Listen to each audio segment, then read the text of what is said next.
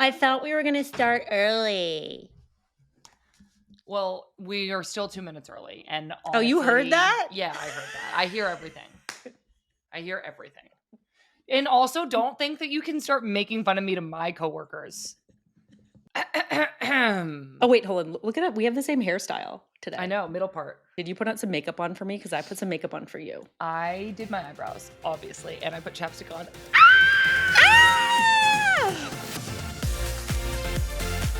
Hi, everybody, and welcome to Mewis Squared. I'm Sam Mewis. And I'm Kristie Mewis. Kristie, I am literally so excited to be here with you. We have our own podcast, and I find it so hard to believe that just two girls from Hanson, Massachusetts would grow up to play in the Olympics together and then have a women's soccer podcast. Yeah, how original. We have a soccer podcast. Oh my God. Like, we really thought of something spectacular there. I know. Thank God we actually started this one before the Thompson sisters or the Chewinga sisters started their own podcast. But everybody, welcome to our show. This is Mewis Squared. This is a brand new podcast from the women's game. My sister, Kristie, and I are here to talk to you all about our careers in soccer, our sisterhood, and really just like the highs and lows of our lives. And as sisters, Kristie and I have helped each other through tough times. We've celebrated each other through the best times. And between the two of us, we've gone to 2 World Cups. We've won 2 Olympic bronze medals, 4 NWSL championships, 1 Challenge Cup. Shout out Houston 2020. There'll never be anything else like it. The original Challenge Cup, it really is the only one that counts. We've even created a specialty beer together called Mewis, and who could dream of making a bigger contribution to society than that? We aren't living in the same country right now, but in some ways we're closer than ever thanks to lots of FaceTimes, lots of plane rides, and videos back and forth exclusively of babies and dogs. And right now, I am navigating being a new mom, which is a really new experience. Absolutely loving it. I'm living in London. I'm planning a wedding and supporting my fiancée through her comeback journey. Oh my gosh, yeah. In case you have been living under a rock, Kristie is engaged to Australian and Chelsea legend Sam Kerr, #sportsmanship. But I'm the original Sam in Kristie's life. Yes, the name thing is confusing. It will be confusing for the duration of this podcast. Our poor mother is still sorting out who Kristie's talking about, Sam Kerr or Sam Mewis.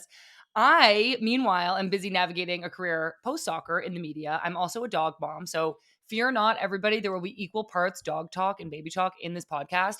There's so much happening in our lives right now, but there's also so many stories from our careers that we haven't really told anybody yet. We've got so much to share with you all. So this is a soccer show by sisters for everyone, and we're so excited to basically just dial you all into our weekly FaceTime calls. All right, are you done yet? Because I have something really important to say that I just thought of right now.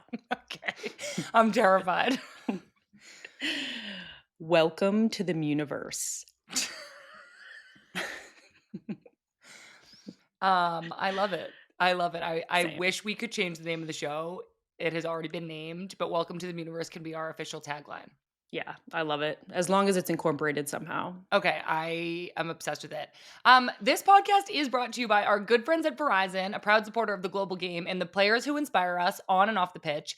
As an official sponsor of the FIFA World Cup 2026, Verizon is honored to help share the stories of the world's top players, including the incredible women who are changing the game at every level. Stay tuned for more on how Verizon can get you connected to the game we love. Okay, Kristie, first things first, whose idea was this show? Okay, it was my idea first, but you said it out loud first. So I feel like I still get credit for it because I thought of it first. So we thought of it separate, and I said the information first, but you go, oh, yeah, I already thought of that. That's a great idea. Yes. Like I had been thinking about it. And so of course, you get credit for it because, yeah.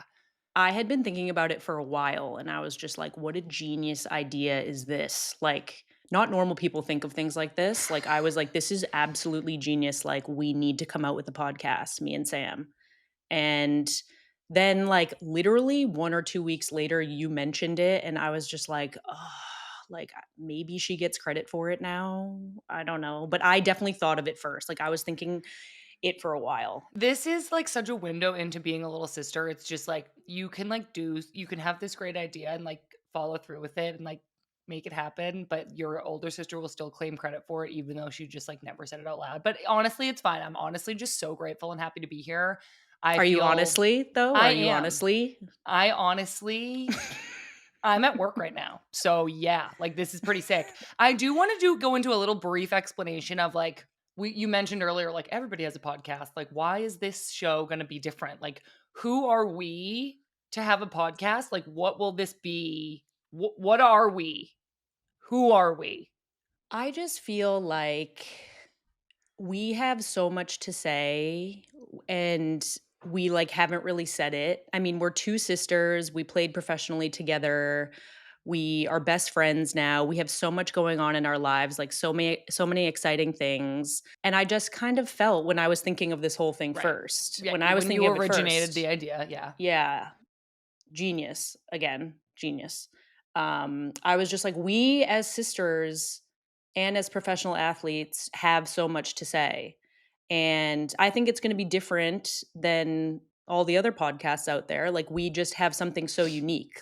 We have been through so much together professionally, just like we have so much to bring to the table, and that's what we're going to I know. do. I agree. I do think we have a lot to share. I think something that still like comes up for me all the time, it's just like I find it so unbelievable that we grew up in the same house in a small town in Massachusetts and then we just like both made the national team. Like I just find it like so bizarre. And I know maybe it seems not that bizarre because literally the Thompson sisters, Alyssa and Giselle, are doing it right now and the Fair sisters did it before us. So I think there's actually probably something to the idea that if you grow up two sisters close in age, your parents, put you through all these amazing opportunities. There is something kind of in the water in whatever environment you were raised in that like sets you up to be really successful at that level. And I think those things, those opportunities, those things that were like kind of in the water in our environment, I think are what we want to share with people. When I started doing podcasting, Kristie, like it made me realize that when I was actually in control of my own narrative and storytelling, I felt like I could be myself more easily. And I think when you go through your career, you're very like media trained and I almost presented throughout my career as like a very vanilla, like I just said, I'm grateful for the opportunity and this is going to be a wonderful experience. And that was just like the only line I ever said in the media. But now from this side of it, I feel like I can be more myself. And I think that this is a great opportunity for you to do that too. But I also think that we're just kind of like normal, relatable, approachable. Like, obviously, yes, we've had these like great soccer careers, but like we're normal gals. Like, we're just kind of like meat and potatoes, Mewis girls. Meat and potatoes, man. Meat and potatoes, like no seasonings though. Don't forget that part. No, we're very plain. Sam and I came up. Is it Sam and I? You always correct me on this. Is it Sam and I or me and Sam? I think it's Sam and I. Sam and I came up with that we are just meat and potatoes types of people. Absolutely no seasoning, no salt, no garlic powder, no paprika, no olive oil. Like, we are thrown into the oven. Try. Yeah. We are thrown into the oven and served, and that's what you get. And I think that that's why we are so relatable and that we can, like, I feel like people can just what? If you get it, you get it. If you don't Yeah, get if it, that's it's not the yeah. podcast for you. Yep. Yeah, you can't even explain it. Like, I just stuttered over trying to explain it because it's like you either get it or you don't. You know what meat and potatoes are. You know what they taste like. You know how good they are, but you also don't know how good they are, or how dry they are when they don't have seasoning on them. You know what I mean? Like, you just get it. You get it or you don't get it. Exactly. And here we are. And that's that. Okay, so now that we've explained this podcast very clearly, and everybody should have a very vivid understanding of the types of meat and potatoes people that Kristie and I are, what this podcast is going to be all about, I do want to talk about where we are at right now in our soccer experience, in our soccer relationships. If you haven't been following along a ton with the women's game, I retired about a year and a half ago. I have been really kind of sad about having to retire early due to this knee injury that I had, but I feel like recently I've kind of come out on the other side of this tunnel of sadness. And I'm doing this job here at the women's game. We make multiple podcasts a week, and it's keeping me really close to the game, which at first I think was difficult. But now that I'm doing a little bit better with it, I find that I'm really enjoying staying connected to the game through this work, through watching, talking about soccer, coming up with ideas and solutions for issues that are going on in the leagues, talking about the national team, watching the game so much and staying connected to my friends and all the players who are playing right now has actually been really good for me. Um, and Kristie, I'm curious, you've taken this little bit of a step back as well. Like I said, you're not signed to a team right now. What do you feel like is your relationship to soccer right now? Soccer to me right now is just on pause, obviously. I played for so long and put like literally threw everything into it. And I feel like right now is just like I don't have a relationship with it other than supporting Sam, which is like it feels so good, honestly, because I just feel like I needed to step away from it. I needed something new. I've done so much and I'm feeling really content right now, kind of being away from it. So, my relationship with soccer is that there isn't one, and it's awesome because I just needed a break. I needed something different. And I'm just really happy right now being away from it. And you took this break because you got pregnant and now you have a, let me guess, 27.5 week old baby. That actually like might be spot on as to how old he is. I Did was you just I guess? guessed and I was like kind of making fun of it because like the week thing. I know. Well, I actually don't know the weeks. Sam and I stopped keeping track of the weeks after like 8 because we can't count past 8 anyways. I'm sorry, what? So wait, so how many months is he? 5. I think he's 5 months and a couple days, but like we've completely stopped with the weeks because it's like too hectic. You stepped away from playing obviously because you got pregnant and had Jagger. Talk about like being a mom and stepping away from soccer and how motherhood has like given you a place to put all of your motherly love.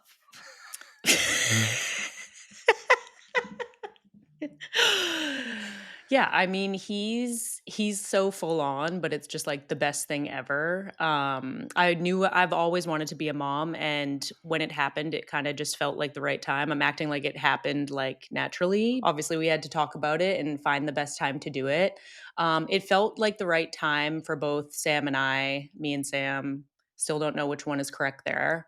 I do think it depends. I think you're supposed to do that thing where you take the other person out, and if it makes sense to say me, you say me. But how are you supposed to do that like in the split moment that you're talking? I mean, only if you're a genius. And Okay, we're not yeah. geniuses. So nobody's coming for us on grammar, I don't think. I don't think that's what they're here for. Okay, good. But yeah, he is the little light of my life that I have always wanted. He is the cutest thing in the entire world, and it feels good that soccer is taking a back seat right now because I wanted to throw all of my energy and love and just everything into motherhood when it came around. So yeah, I'm feeling really good right now, and obviously it's so hard, and I do miss football. Like I love football so much, and I think being away from it is hard. When I'm watching it, I'm like, "Oh my god, it would be so fun to be back out there again." But right now, I think like my priorities are a little bit different, and it just kind of feels really good to take a break. Yeah, well, Jagger is literally the best thing that ever happened to me personally. He's the best. We're going to have a whole little section where we ask you some more specific questions about Jagger a little bit later in the show. You did mention that one of the things you're focusing on right now is supporting Sam Kerr on her comeback journey. I As know. everybody probably knows who's listening to this, Sam Kerr was out with injury for over a year. She tore her ACL in January of 2024. And then you guys have gone through this really difficult time over the past like 18 to 20 months with Sam coming back from injury, having the baby. What has the time of Sam's injury been like for you, first as a couple and then as a family? It was so tough, honestly. The past year and a half have been really draining, just tiring, difficult, basically every single emotion you could think of. And like you saw it firsthand, like it was just like a roller coaster of emotions every single day, every single week. Like we just had so much going on with Sam's knee, away from Sam's knee. I was pregnant. Like there was just so much going on. And we just felt like we were just falling into this hole and it would just get deeper, deeper and deeper, and we just like could not get out of it. Like every time we took one step forward, we would take two steps back. We feel like we're in a better place now, and Sam obviously just played her first game, which was literally amazing, which I'm sure that we will get into. It was very difficult. We had a lot going on, and I mean, you saw it. Like what did you think of it? It was insane. Yeah, I remember just feeling it felt like every time you called, there was like honestly, like you said, like the hole just seemed like it was getting deeper. And obviously, there's elements of things that went on in the past year that we're not going to get into here, but you guys just had some really difficult moments as a family. I think the promise, when you said you were pregnant and the promise of having the baby was always such a light, a light and like a hope. But then obviously, and we can talk more about this, it's like pregnancy isn't easy either. And like giving birth doesn't always go exactly according to plan. And it just felt like you guys had a lot of really trying, difficult moments as a family. And my hope is that now you're also out on the other side of that. And I felt being apart from you in distance, I felt always like I really wanted. I remember one time I flew out just for like 48 hours because I was like, I just need to like see you guys. Like I wanna show Oh my you that I'm, like, god. here for you, and I wanna just check in. This was, like, before the baby was even born, and I was just like, "I need to just be there." Oh my god, Um, that was so special when you did that. That, like, meant so much to me. I mean, I just Love like, it's you. so hard being apart and being away that I feel sometimes you do have to, like, show that you're there by literally being there, and if I, have that in my control to come out and fly out, which I'm doing again very soon, I'm very excited about it. I'm, like, always gonna come and be there for you guys. I know it was, like, a really difficult time, but it does feel like we are all coming out on the other side of it. We have this healthy baby boy now. Sam Kerr made her return to the field for Chelsea in the truest of Sam Kerr styles that there is. She scored a goal after just minutes back on the field. What was this like for you? How did you and Sam both feel about her kind of impending return to the field? I think I thought that she was gonna go in the last game, so I kind of, like, hyped up the last game like it was, like, she was coming in that game, and she unfortunately didn't get on that game, which was, like, annoying. But then this game, it was away at Aston Villa, and me and Flo is Sam's agent, and he's also just, like, one of our best friends. He's the best thing ever, and we were just like, "We have to, like, just get in the car and, like, go to Villa, and she's gonna get on." So we got in the car at, like, 8:30 AM and drove down there. Jagger in the back, just being a little legend. He's actually great, like, on car rides and just, like, at games, so, like, I wasn't really that worried about it, but obviously it's like a full-on day when you have, like, the baby away from home. So I was like, "Alright, we're doing this." Got in the car, 2.5 hours later, we get there. It's, like, the 65th-ish minute, and we're like, "Oh my god, is she gonna get on?" We saw her warming up, and my legs started shaking. Like, I literally felt like Oh. I was in the moment with her. I was just, like, so excited. She, like, went up to the line, ran on me and Flo, like, went ballistic. We just, like, were so and we were in the director's box of, like, Aston Villa's stadium, and I was being so obnoxious, and I just, like, didn't care. Like, I was cheering and yelling and, like, throwing like, bouncing Jagger up in the air, and, like, I felt kinda bad because, like, the players who didn't dress for Villa were next to us, but I was just like, "This I don't care." Like, I'm I cheering mean, right now. I'm being honestly, annoying. it's like it was like a huge like cultural moment in women's soccer. Like I feel like even the Aston Villa players were like, "This is sick. Sam Kerr's coming back." Yeah, like, I think they were definitely in their heads like, "This is sick, like, this is so cool, like, good Yeah, for her." yeah, You can't not like, I feel like as an athlete, you can't not, like, kind of respect and eh, be happy for yeah. players in those moments. Like, it's a mo like, she's obviously had a tough go, like, with her injury, she hasn't played in a really long time, like, you can't not, like, kinda respect what she's been through. I mean, and you can kinda you can tell, like, from all of just, like, the praise that she got after the game. Like, I think everybody was just, like, so pumped for her. So, yeah, she went on, and we were just, like, so pumped. I kinda, like, settled down a bit after that, and I was just like, "Alright, like, she's She in." did Like, I it. was obviously still yeah, I was like, "She did it. She's Well, running you're around." like that was the peak. Like she's Yeah, back. Like wow, what a great day. And then she scores. I know, and I really wanted to, like, focus when she was on, so I, like, started breastfeeding Jagger because I was just like, "I just need you to, like, chill for while she's on." Yeah. So I'm breastfeeding Jagger, and Flo's like, "You might be on TV, like, do you wanna cover up?" And I was like, "No, like, whatever, I don't care." And so all of a sudden, like I mean, I kind of, like, thought that she would just I because, like, know. she is who she is. So I was like, "Yeah, like, she's probably gonna score," but, like, you just never know. So I was like, "Whatever, she's out there having a great time, she's doing awesome, feeding Jagger." She scores. I jump up in the air, like, literally toss Jagger to the moon pretty much. He is, like, literally, like, so happy. He's literally like this, half asleep, and he gets sent to the moon. start screaming, crying. Me and Flo are hugging, like we're yelling in the director's box again, like being so loud and obnoxious. Like we just could not believe it. Poor Jagger screaming. I threw him to Flo and I was just like, "Can you just deal with him for a second? Like I need to like be annoying."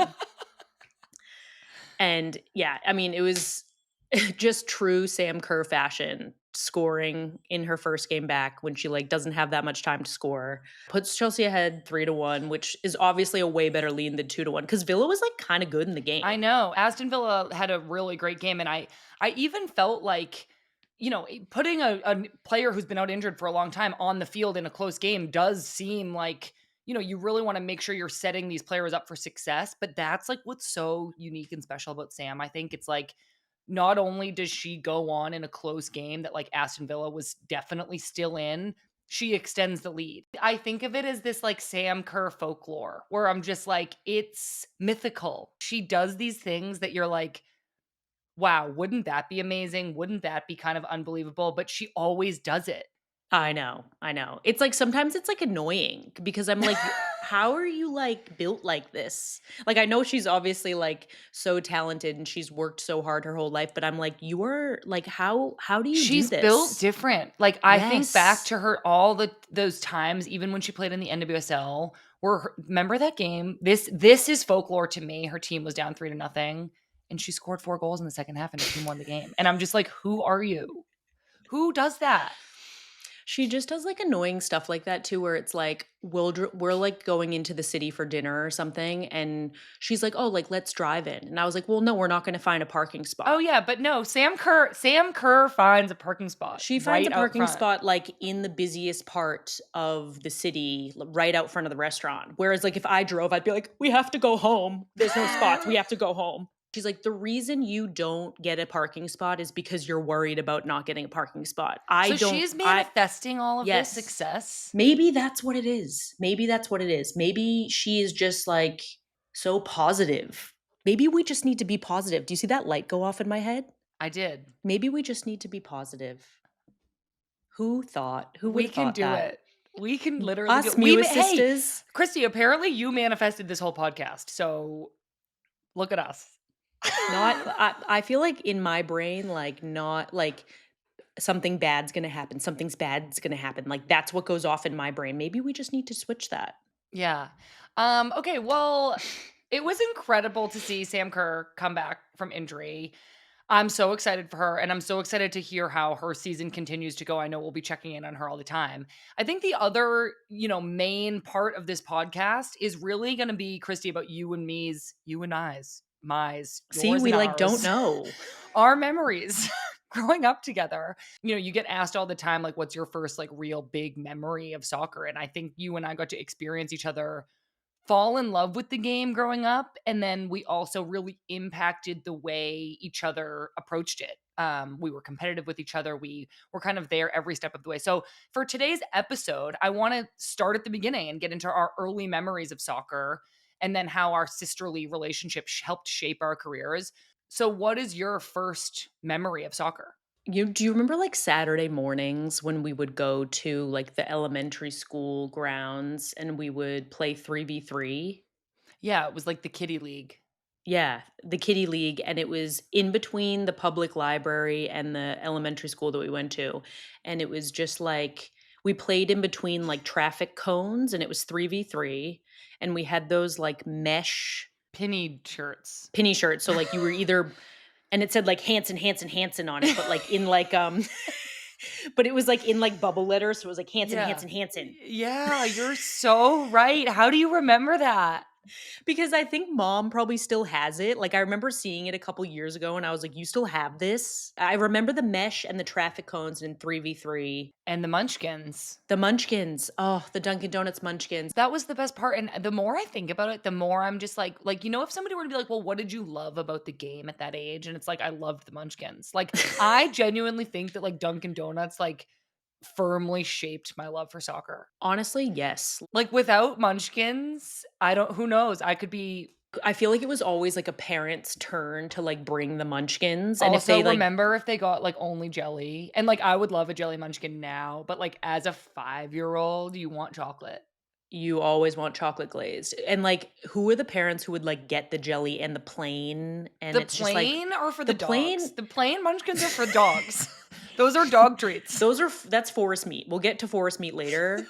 We will get to forest meat later, but that is forest meat status. That's disgusting. All right, everybody. This is gonna be one of those times where you will get this later in the show, I promise. Yeah. But well, keep it's actually called lawn meat, but keep it in your brain. We'll come back to it in a minute. Munchkins are munchkins are for dogs. But anyways, the plain munchkins are for the dogs. Remember actually going through the Dunkin' drive-thru with our dog Kayla and saying, "Can we have a plain munchkin?" And then we'd feed it to her. Why does that repulse you? It doesn't repulse me, but it's just, like, so meat and potatoes It's because, like, so meat and potatoes. now people are people from other towns, we're getting their dogs, like, puppuccinos, and we're like, "Here, Kayla, do you want a plain munchkin?" Also, this is such Mewis trivia. Does anybody know that our dog growing up was named Kayla? I just wanna, like, say for the record, though, that, like, we didn't name her that. We adopted her. We were heroes. It's 10 times more annoying, though, that we It spelled was her name CH. Chaeela. It's like, what? That's a dog? Wait, did we, like did they the people who we adopted her from, did they, like, come up with that spelling? I have no idea. Shout out to Kayla, Shout out to RIP. Kayla, I literally honestly. will eat a piece of American cheese in your honor today. We miss you so much. You would love your I don't know what might fit in Chester are to Kayla and Jagger. Yeah, She what was are our they? sister, so they're her nieces and nephews. Well, they're So all nephews. Is Kayla Their Finn's aunt. aunt? Yeah. Yeah, wow. Shout out to Kayla, man, wow, Okay. like, sometimes I Weird forget about turn. her. Weird turn to the Mewis' childhood dog. Kayla will resurface. I had no idea that there would be like a resurfacing of Kayla, and now Me neither, I, I'll like, make sure forgot she about gets her. mentioned every episode because now I'm obsessed with talking about Kayla. Okay, so we're playing kitty soccer. One of my earliest memories of soccer was us juggling in the backyard. And what I Oh. remember about it, we had a fenced in backyard. It was kind of on like a slope, and we would go back there and juggle so much that the grass would get like worn down in like patches.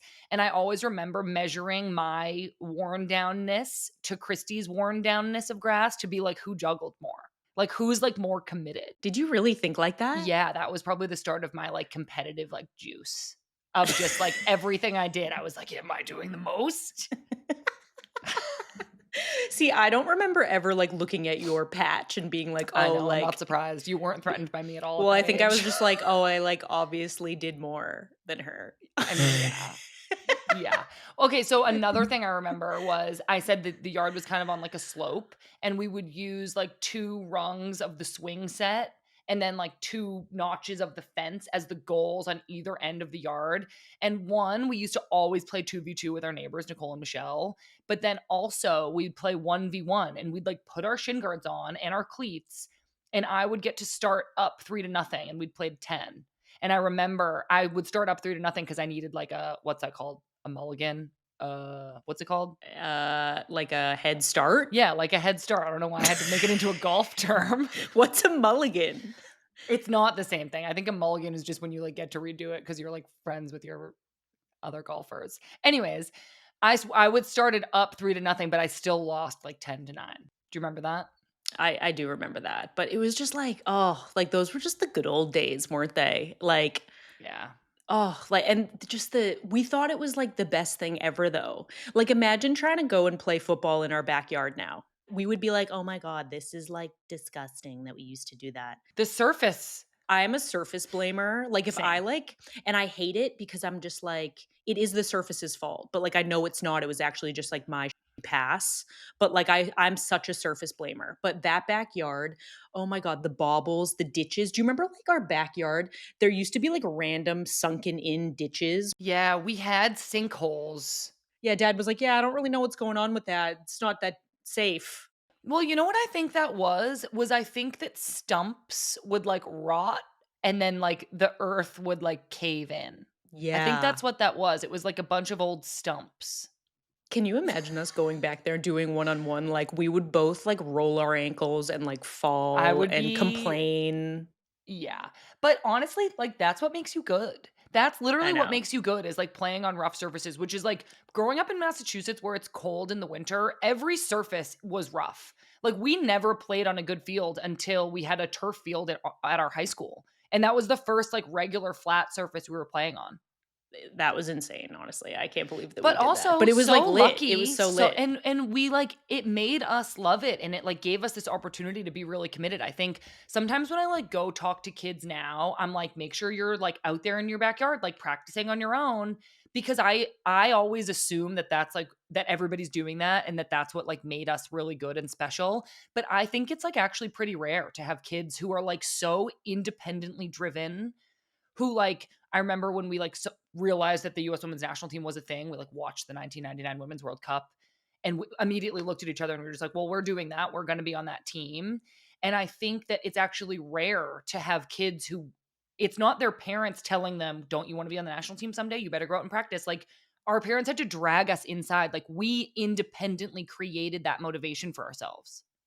Yeah, 100%. Like I also another memory that I have that I just thought of is do you remember like dad would have to replace like um the boards of the fence? Like he Yeah. had to replace The like the sections. like, pallets or, like, Yeah. because we And had a like wooden fence and you would just nail shots at it. it was like a pointy fence and like we would nail the tip and the tip would just go flying off and I remember like dad would like literally get so mad because it was probably hundreds of dollars to like replace those like wooden everybody if you lived in Hanson or if you lived on the East Coast like you know exactly what wooden fence we're talking about. But it's, like, literally you have to go to Home Depot and, like, what do you buy 1 pallet replacement? Like, dad was literally probably like, "What am I supposed to do? Replace the whole fence? Like, that's thousands of dollars."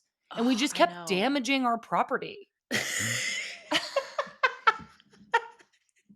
I know, poor dad, honestly, like, I think he loved it, like, how much we loved soccer, but, like, I also think he was just like, "What's happening to my yard?" Because he loved his yard. Dad loved his yard. Dad takes such good care of the yard. He's like dad is just, like, such a hero. It's honestly so meat and potatoes, So meat and potatoes. and, like, I just can't reiterate it enough that, like, meat and potatoes. We had a very normal childhood. Like like just a very Meat and potatoes. meat and The end potatoes of story. childhood. Move on, End of move on it. story. End And of I story. actually, now that I think about this, there's probably a whole episode. Maybe we even have mom and dad on this podcast. I don't know. You guys will have to let us know if you want that to be an episode.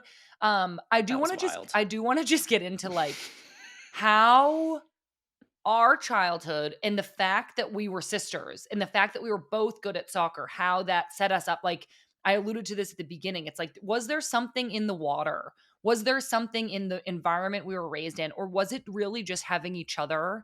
And I think for me, as the little sister who's like literally embodied little sister qualities through my entire adult life, I already mentioned that I was measuring how flat your part of the yard was compared to mine.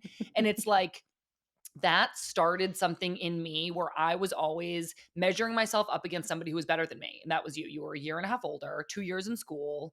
You were stronger, you were faster, you were so dedicated, you were so good. And I think that it created this competitiveness in me where my benchmark for myself was actually so raised because I was comparing myself to you, who was better. So, like, if you scored 3 goals in a game, I was like, well, I need to score 3 goals in a game. That's my expectation for myself now. I remember one time specifically, we went and worked out or had a practice, and then we came home and you went out on the street and you ran sprints. And I watched you from the window, like, that's what it takes. That's what you have to do. That's what you have to embody. And I remember being like almost emotional about it because I wanted to be as committed as you and doing what you were doing, but it made this like example for me to strive for all the time. And I'm wondering how maybe I being beneath you and younger and chasing you impacted you. I think at the time, I don't know if like I thought of it that way, but I definitely was like, "Oh, I need to like be the best. Like I also was thinking about this recently that I think like I almost like wanted to create that for you too a little bit. Like I don't think it was like my whole reason of why, but I also think that there was a little piece of me where it was like, yeah, we're going to get home and I'm going to go out there and I'm going to do more and Sam's going to see me do it and that's going to push her to like also do it too or also be better too.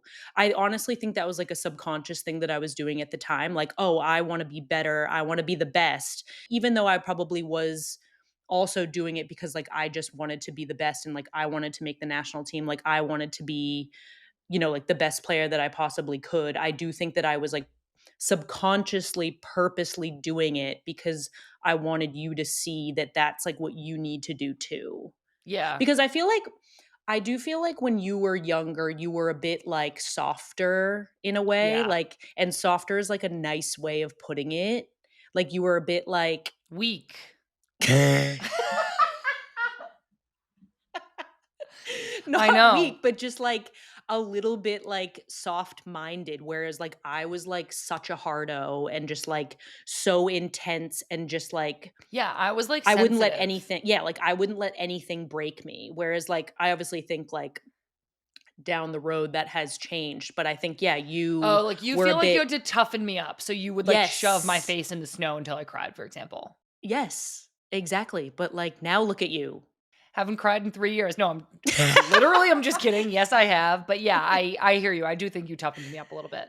I do feel like you were chasing me, yes. But I also felt like I also like was on my own path where I was just like I think it helped me so much that you were chasing me and that I had you. Like you were just as good as me. We would play against each other all day, every day, in literally everything. Like things in the house. Like, oh my God, mom and dad would yell at us all the time for being competitive in the house, just with like little things. The Easter egg hunt. The Easter egg hunt. Like, I remember like sweat dripping down my armpits doing the Easter egg hunt. And I was like, Sam will not get more eggs than me. And I literally never did because you were crazy. But we would, like, punch each other in the face to I get an know. egg. I Like know. I pulled your hair a couple times, and remember, like, it turned to, like, not be fun anymore, like, mom I and dad were know. like, "Alright, like, there's no more eggs." It's Easter. They're, like, grabbing the eggs that we, like, didn't find. They're like, "Alright, this has to end." And then every year we would, like, delude ourselves into being like, "Easter egg hunt, it's gonna be fun," and it would, like, ultimately end in, like, bloodshed. But honestly, like, that's what it takes. Like, I honestly think that that is what it takes. Like, that is Yeah, if why any parents out there are listening, you just have to create an environment for your kids of, that like, is unsafe and unhealthy. unsafe Easter egg hunting. If nobody's bleeding, then your kids just aren't gonna make it. They aren't going hard enough. They are The not going hard enough. Yeah, and that's really our as one of us is a mother now, a parent now, that's our advice. Okay, back in all seriousness, I think the example that you set for me, this is just one other thing I like really want to share in this section of us growing up. It was like, I think you're so right to say that maybe I was like softer, soft-minded, or a little bit just like not mentally that tough. Because I do remember realizing how absurd of a dream it was to dream to be on the national team. We're from a small town of 9,000 people in Hanson, Massachusetts. Every girl we knew our age wanted to be on the national team. Every girl, our neighbors wanted to, all of our soccer friends wanted to. Everybody said, when I grow up, I'm going to be on the US women's national team. It wasn't like we were unique, but and I think because of the example that you set for me as you like made the state ODP team and then you made the regional team and then you got called into like the 100 girls going to California for a youth national team camp, you started like checking these boxes and like paving this path that validated that I could do that. Like, I feel like if you hadn't been there, had I encountered, and I was good at soccer too, but it's like, had I encountered any bumps in the road and like not made a team on the first try, I would have just been like, yeah, that was a crazy dream to have to begin with. Like, who would have ever thought a girl from Hanson, Massachusetts could make it?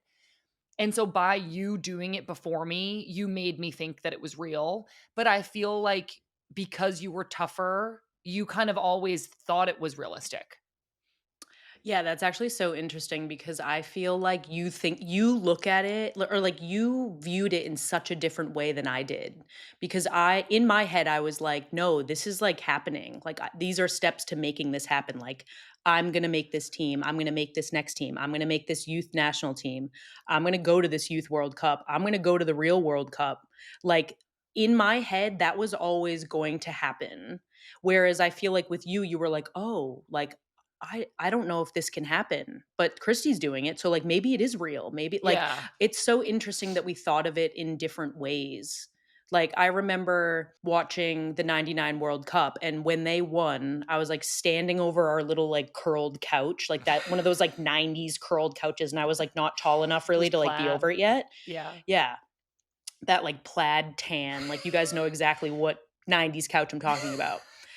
And it was like our, like, big box TV that probably weighed 200 pounds, like, there was no flat screens then, and I don't know why, like, I feel like I have to, like, be in the Yeah, moment, you so, do. like, I'm over the couch, Yeah. and they won, and I just remember, like, I was, like, really quiet for a couple minutes because in my head, I was like, "I'm doing that." Like, I was literally like, "That's happening, and, like, I am doing that." Like, I am going to a World Cup, and I remember watching, like, an interview that Rose Lavelle did, like, years ago after you guys won the World Cup, and she was like, "Oh, I knew that this was happening. Like, I this wasn't something that know. I just, like, dreamt up. Like, I knew that this was happening." And I think you were there for the interview, weren't you? Yeah, it was like Good Morning America, and somebody said to her Yeah. because she had scored that goal, and so she got, like, singled out on with the whole team, and somebody said, "Was this a dream come true?" And I was so shocked when she did this because it's Rose. Like, I expected her to just be like, "Yeah, of course it was a dream come true. I'm so," and do the media. "I'm so grateful, and I'm so fortunate, and thank you to my team, and thank you to my family."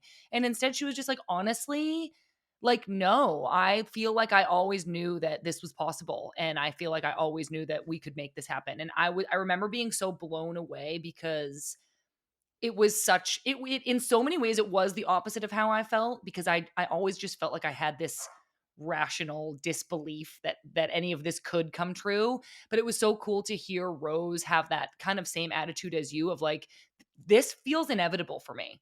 I'm making it happen, and it's in my control," and I've always really admired when people have that attitude because it does feel a little bit, like, beyond me. Yeah, like, I just when Rose said that, I really, like, felt a connection to it. Like, it's unfair because she said it out loud first again, but I was thinking it as well. So it's like, Right, right, yes, right. she said it, but I was like, Yeah. "Oh, that was already in my head, Rose." Sorry, Like, Rose. Kristie thought yeah, of it first, I so thought of it first. she actually gets all the credit for it, and there's nothing you can do about it. She's older.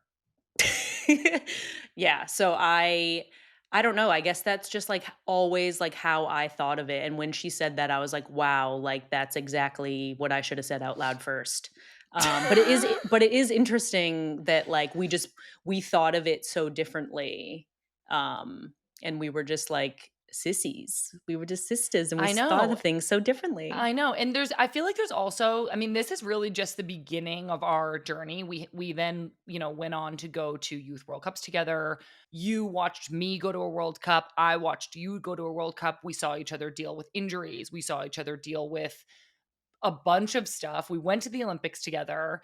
And so we're kind of experiencing these highs and lows, not just as athletes, but also as the sibling of a professional athlete, which I feel like is this other really unique lens. This kind of like sister relationship in professional sports is really unique, but it's also not entirely unique. And I do want to mention there are some other soccer sisters out there right now, which again, those would be incredible guests to have on this show if we ever are going to have guests someday. Oh, that would be really cute. We would love to have the Thompson sisters, the Chewinga sisters. There are other sisters out there. I want to talk about the Thompson sisters really quickly because they have just been split up for the first time with Alyssa Thompson joining Chelsea. Giselle is staying at Angel City. And I feel like, Kristie, I want to know if we have any like advice for them as they kind of both have this opportunity to pursue their like individual identities and player identities for the first time being apart from one another because I actually think that our first time splitting up was really good for both of us. Growing up having each other was, like, the best thing that could have ever happened to us, but then I do think that you hit a certain point where you're like, "Okay, I need to branch off, I need to, like, see what I'm about by myself," like and you also kind of, like, always feel connected, like, I was Yeah. always, like, Sam's sister or, like, the Mewis sisters or, like, "Your sister's really good, your sister's better than" like, you just, like, have all of these, like, voices and, like, connections in your head to each other, which Mhm. is so good, but I do think that there does come a point where exactly you need to like branch off and like do your own thing and find out who you are as a player, and that's kind of what they're going through right now. Like that happened to us when you went away to UCLA and you Mhm. kind of were like, I'm going to make a name for myself and I'm not going to be Kristie's sister anymore. And I'm going to go do this really cool experience in California and kind of just like step away. And then obviously I stayed close to home, but just going to college and like kind of being my own person and, making all these mistakes and like really truly finding out like who I was away from, like Yeah. the little small town girl from Hanson. I think that it was just like a huge learning curve and just kind of exactly what we needed at the time. Yeah, I agree. I think it's, they're also at a similar age, really. Alyssa's 20, her sister's a couple years younger, or just maybe a year younger. And I think it's kind of that time of like college age. And obviously, they're not like doing the traditional college route. They're both playing professionally, but it is a pivotal time for a person to like venture out on their own and come to some sort of like independence and individuality. And I think when you have a sister who's in such a similar career path as you, it's awesome to get lumped together. It's like, in a way, it's a safety net. It's always something I was really proud of, but it's also really healthy to like get outside of that a little bit and like have to be your own person. I remember going away to college and making friends that saw me as myself. And I for some reason in high school, it was, I'm sure people can imagine it was like a little bit challenging being Kristie Mewis' little sister. Um, and so I always just felt seen through that lens. And I think going away to college gave me this like freedom of like, oh no, I can just be really exactly who I am. So the friends that I made were more in line with who I really was and not this like constant association to you. So I'm excited for the Thompsons. I think it's like a huge move for Alyssa. I'm really excited to see her keep playing with Chelsea. And I'm also excited to see Giselle keep thriving in Angel City. I think they're both in such great situations and they're both such great players with so much potential for our US women's national team. So we're sending them a lot of sisterly love out there and maybe sometime they can come on the show. It is time now for our Verizon Gets You Closer segment where we share what has made us feel connected this week. I feel like there's a lot going on out there in the world, and simple connections that make us feel in touch with our friends, our family, or our community are just really important to recognize. So I want to do that in the show. Kristie, what has made you feel connected to somebody this week? Last night, Sam and I had a bowl of cereal together, like, late at night after Jagger went to sleep, and I feel like, obviously, being new parents, like, we're throwing so much energy into that and just, giving Jagger all of our energy and, like, literally just sitting down with her after Jagger went to sleep. I had a bowl of Special K, which I know you're so jealous about, and you'll be able to have pretty soon when you come visit me. Special K is my I favorite food in the whole world. I Special had K in England, not America. Yes, Special K in England. I had a bowl of Special K with, like, a little drizzle of honey on it. I know you don't do that, but it was so good, and I got Sam Reese's Puffs for her birthday because she, like, absolutely loves Reese's Puffs, and we just, like, literally sat on the couch over there and just, like, spooned in our cereal and gazed into each other's eyes, and it was the most romantic date that we've had in a long time. Wow. I mean, honestly, I'm not even, like, knocking that because, like, if I had a bowl of UK Special K and I could gaze into my lover's eyes, I would just be like, "Yeah, this is all I've ever needed in my whole entire life." That's incredible. I love that. Pat would be like "Give me that.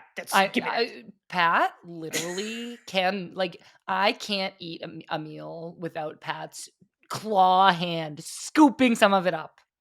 Can we, like, quickly tell that story, just like the claws? Is it even a story? Yes, it's a story. Pat has these claws when Pat's my he's husband, by the way, in case you're, like, Yes. truly new here. Pat has these claws, and every time, like, we go to dinner or, like, cook food or get takeout or something, he sits there and, like, he just, like you can see the claws starting to come out, like, once he finishes his meal, he It's starts grabbing, crazy. grabbing, grabbing, grabbing, and I'm like, "Pat, are you still hungry?"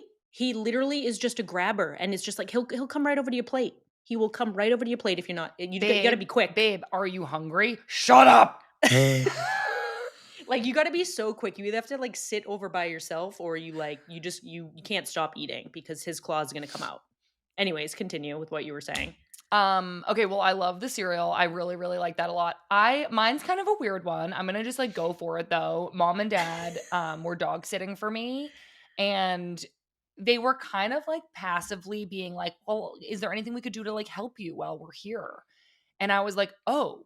if you see it, do it. Like, I'm not gonna be offended if you guys, like, clean something up. Speaking of cleaning something up, do you wanna clean out my fridge? Something leaked in the fridge. We put, like, Pat is a cook, so he put an old sauce. It was in there for a month in a deli container, but the deli container had a crack in the bottom. So it just, like, leaked oil all over the fridge, and I just, like, was scrapping, wiping it up as I could, but it leaked into all the crevices. And so I kind of jokingly was like, "Yeah, sure. Like, if you guys want to clean out my fridge, like, don't think I'm going to be offended that you think my house is dirty. Just clean it. Like, I can't do it. So just please do it." I get home, they cleaned out the fridge.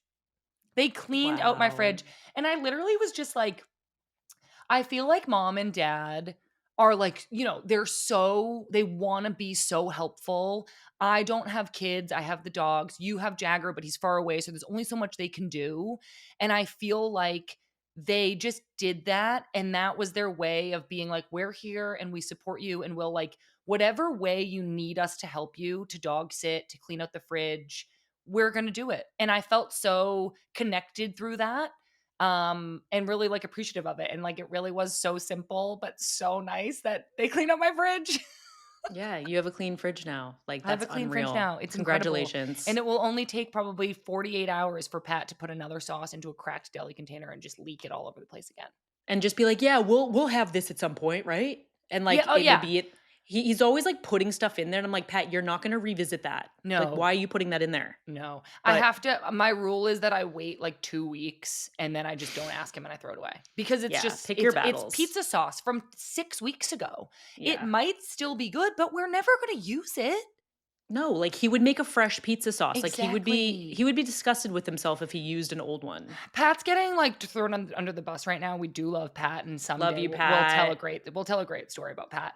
All right, Kristie. So we've heard about how much you're appreciating this time in your life, stepping away from soccer, being a mom to Jagger. And I was hoping that we could do, like, kind of a mom segment, like some sort of Oh, like a regular check-in. I don't know exactly how you want to do it, but I was thinking we could do, like, something Jagger loves and is, like, really good at, and, like, something that's making him really happy, but also, like, a valley, like, something that you guys are really working on, like a peak and valley of, like, Jagger's life. okay. I would absolutely love to do that. And I think that could be very interesting. My son is a genius, but he's also not a genius. So I like constantly go through that battle. Jagger's bedtime routine is locked and loaded. I do the same thing every single night, which is like what I hear that you're supposed to try to do. Again, my motherhood journey is my own. It's a wild ride. I absolutely love it, but I'm only speaking on my experiences because I just feel like I love and respect mothers so much more now that I have become one. Mm. So I just wanted to again say that I am literally in awe of every single mother out there, but my journey is my own, and I'm only gonna speak on my own. But I have heard that you are supposed to really get your bedtime routine locked and loaded. So, Jagger feeds from one side, Sam changes him, feeds the other side, and then I read him a bedtime story, and he Oh is now turning the page of the book. no, he's not. Sam will tell you otherwise. Like, it could just be in my head because I do think that he is a genius, but he does turn the page to the Is this book. kind of how I think, like, Finn is a genius? I think we're both just, like, a little bit delusional with it. Like, sometimes he's turning the page, sometimes he's bringing the page to his mouth. I don't really know what he's trying to So do, he's but either a genius or he's eating the book. yes, yes. But Okay. I'm sure he's a genius. in my eyes, he is turning the page. In Sam's eyes, he is not turning the page, but each to their own.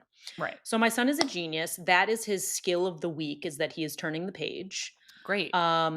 His lack thereof skill is sleeping.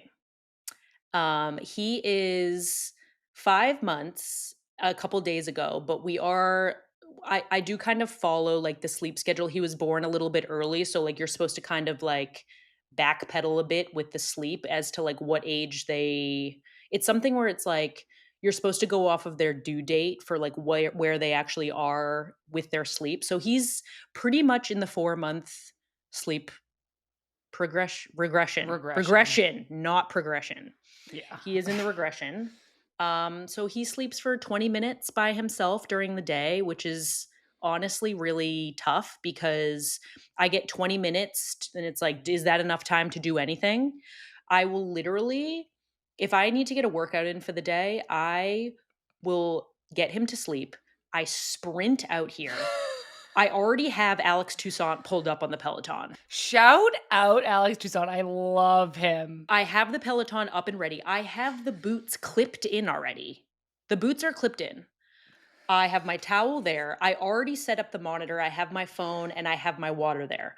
I hop onto the Peloton and within 30 seconds, I am on a 20-minute hitter hills. A lot of times Jagger is great and he will do 10 more minutes. So I will do the full 20-minute Peloton and then I will do a add 10 minutes to your ride, which is absolutely unreal.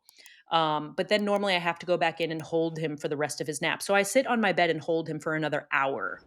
So that's just where I'm at with his sleep. Like he's getting a little bit better, but he's still very reliant on me to get him back to sleep. And like he really is just enjoying the comfort of me holding him. It's hard to criticize because that's just so lovely. And it is a phase. Like that's what I, keep hearing that this is a phase. And one day I'm gonna, wish that these days were back when he like actually wanted to cuddle me. So like I am enjoying it a lot, but it is hard because you just don't get a lot done.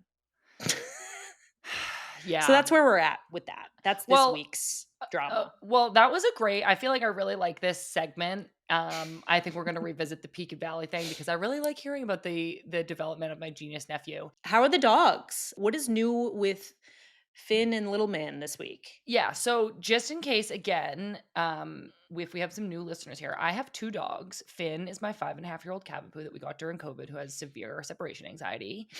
He's the love of my life. He's literally the thing that showed me I was capable of loving another. I'm so obsessed with him. I regularly cry about how much I love him. I also have a puppy who's almost 6 months named Chester, who I also love. It is a different version of love, but he is a really good boy. He, the puppy stage is tough, but he's almost 6 months now. So he's like not really biting anymore. He's much calmer. Like I imagine sometimes that when we leave the house and Finn is having anxiety, this is what I imagine Finn is saying. Finn is going, "Oh my god, they're never coming back. They're leaving me here. They're never coming back." And Chester is going, "Why? Don't they usually come back? Why are you so nervous? Haven't they always come back? Has this ever happened before?" And Finn is going, "This has never happened before. They've never left me here before. I have no idea if they're ever going to come back. I have no idea what's going on. I'm panicking. I'm panicking. I'm panicking." And I know what Finn is thinking because Finn is me. Like Finn, I have put my own fears and anxieties into Finn. And then Chester is just going, "Dude, I think they're going to come back. Like, don't you just want to maybe take a nap? Like, I feel like this is going to be fine. They've done this before. It's all good." So Chester's like cool frat boy. Finn is like nervous old man. Like he's just like a very nervous old man. So as we got the puppy, over the course of the past like 3-4 months, we've been realizing, well, Chester's going to be like a bigger dog. Like Finn is little, so he's not that well behaved. He barks, he jumps up on people, but he's cute. It's fine. It doesn't matter. He's my dog. If you don't like it, don't come to my house. Chester, though, is going to be like 60 pounds. And he was, he's a puppy. He was biting, he was jumping, he was like and we were just like, okay, we want to really train Chester. So we hired 3 different people because we didn't really like what was going 3 on different people to come to the house and give us their philosophy on dog training. One woman, she was the canine consultant. I liked her. The canine consultant. I liked her, and she came to the house, and she walked in the door, and she goes, "That dog needs an SSRI." And I was like, "Yeah, like, I know, like, that's definitely an option, but, like, obviously we hired you to come here to, like, help us, like, do some training and figure out if there's, like, any other options." And so her big solution was what we are calling lawn meat, where her basically philosophy is that the dogs need to have enrichment at all times. I did find that they were going to gain a little bit of weight if we kept that up because enrichment is basically just like a treat puzzle, a meal puzzle, licking something, or lawn meat, which is when you just buy ground turkey, cook it, like for a person, and then you chuck bits of turkey lawn meat out into the lawn. And then the dogs forage for the lawn meat and it gets their brain going. They have to hunt, they have to sniff, they have to eat. And it's like exhausting for them because they're like out there foraging for their food. But like I wasn't replacing their meals with lawn meat. I was just desperately, when somebody would show up at the house, chucking meat out into the backyard and hoping that it would like tire my dogs out and like make them behave. So I didn't really like adjust any of their like other behaviors. I just hoped that they would exhaust themselves by eating. So that the philosophy wasn't, I think the lawn meat is like a good strategy occasionally, but I don't think it's like our overall philosophy. So we're definitely still working on it. And that's, I guess, my dog update. The lawn meat was, like, insane. Like, when I went to visit Sam, like, I started just relying on the lawn meat too because Yeah. obviously Jagger was with me, and Chester's, like, a big goofball, and he's Yeah. literally like a frat boy, so he's like, "Oh, I'm gonna jump up here Paw in you my." in the face. Oh, yeah, the paw, yeah, the head, I'm gonna jump over the yeah, so he's just, like, all over the He's place, like, also flopping. always wet. Like it's either like he's always wet. And flopping. He's always flopping all over the place. And you're just like, did you just dip your whole head in your water bowl? Yeah. Because then he's dripping water everywhere. And then when he is tired, you're right, he flops. Chester just flops to the hardwood floor anywhere. Just, oh, I'm Yeah. exhausted. I'm going to fall down.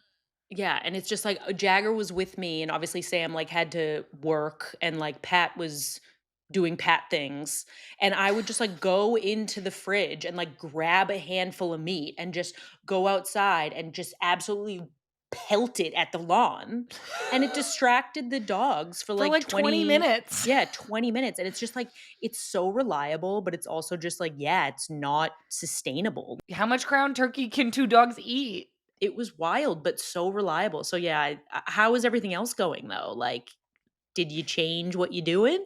You know what? We're working on it. We're working on place. We're considering the SSRI still because honest, like Why is that considered? Why is that being I considered? hate to like air out Finn's like mental troubles, but it's just like he like has chronic diarrhea because he's like I think because he's so anxious.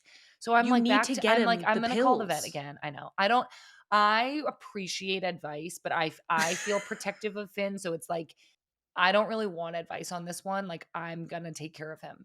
Okay, well, it's not advice. I'm telling you to get him the SSRI. Is that what I it's think called? that's advice. I think that's It's not advice. advice. It's a I'm telling demand. you as your sister to get it. It'll make your life better. All right. I feel self-conscious on behalf of my dog, so Okay, I'm moving going on. to move us on. We only have one more very quick segment, and then we have to let everybody go, Kristie. We got to Oh, check in on the wedding. I feel like this is slowly over the course of the next few months going to become like a wedding podcast. Your wedding is on New Year's Eve in Australia. Give us an update. Give the people what they want. Tell us a detail that we want to know. I found my dress. It was the first dress I tried on. Classic Kristie. It was exactly the one you wanted. It was exactly the one I wanted.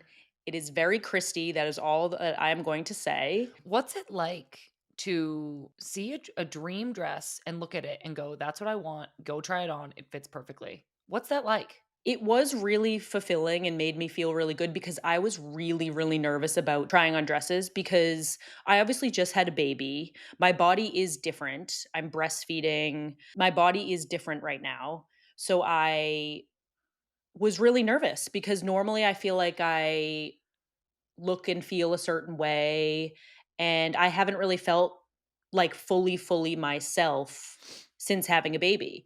So, trying on dresses, I was very, very nervous about it, but I looked in the mirror when I had this dress on and I was like, "Wow, this is my dress." Like, I absolutely loved it, and I was so proud of myself in it. I know that's, like, kind of like I'm kind of, like, getting a little bit sensitive here, but, like, I was so proud of myself. I was like, "Wow, like, I'm a mom, I'm gonna be a bride, and this dress is like me. Like, I belong in this dress and, like, I'm getting it." And I felt really, really good. So it actually went polar opposite to what I thought it was going to. I put it off for months. I put off trying dresses for I know. months. I was kind of like, you got to go get a dress. I know. So, I did get my dress, which is amazing.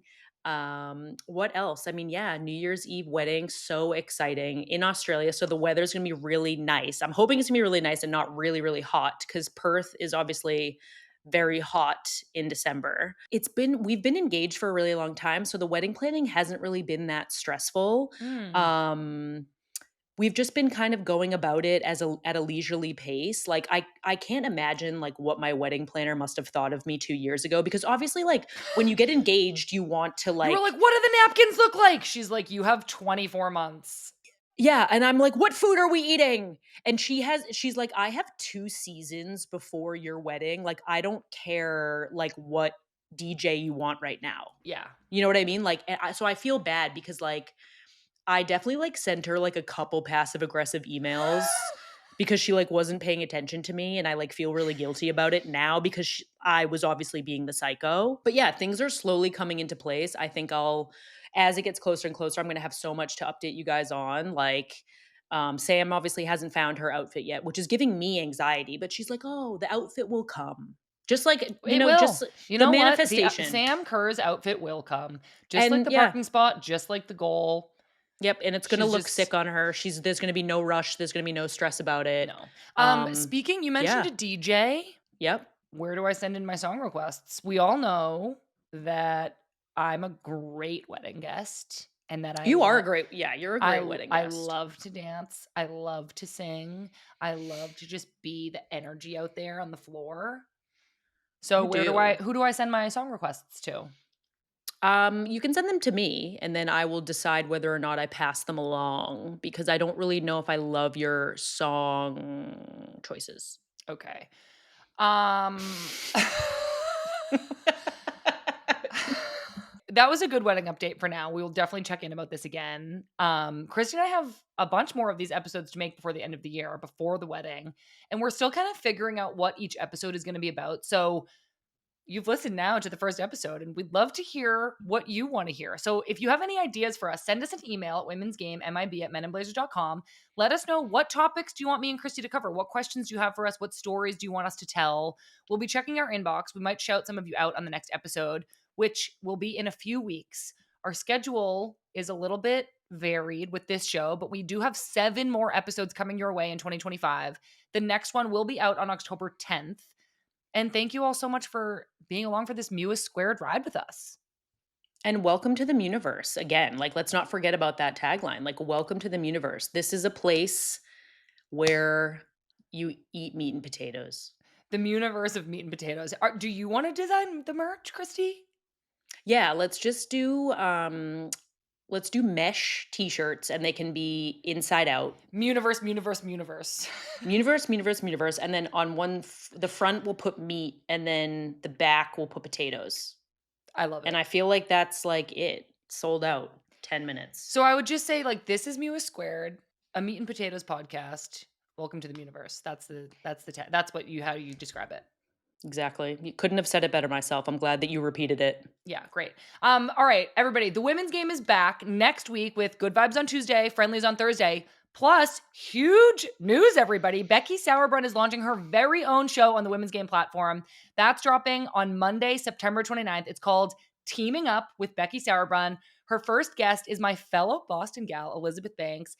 And it's been really amazing to watch Becky bring this show to life. I know that you're all going to love it so much. So make sure you're subscribed to this podcast feed or this YouTube channel for all of the women's game content because our output kind of just doubled. I am so happy that you're all here. Kristie, I'm so proud of us. We just made our very first Mewis Squared podcast. I know. Our dreams have come true. Our dreams have come true, everybody. Thank you for being here. And we'll see you again on October 10th. Bye. Bye-bye.